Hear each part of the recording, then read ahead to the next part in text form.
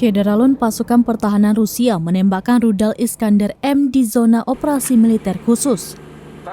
Rudal Iskander M merupakan satu di antara senjata presisi tinggi militer Rusia yang mampu menyerang target dari jarak jauh.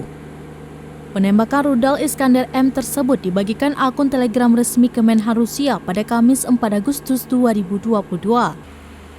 Rudal Iskander M merupakan rudal jelajah aerobalistik yang mampu menyerang target apapun pada jarak 500 km.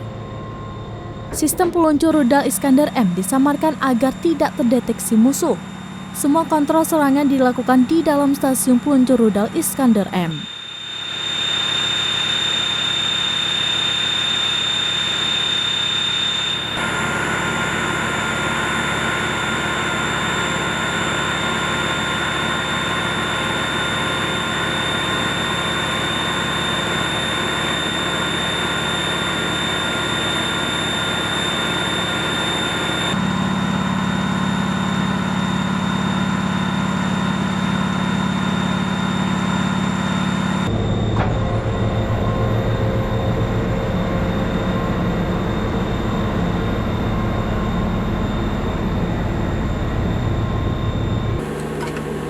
Одиннадцатому подтвердить получение цели.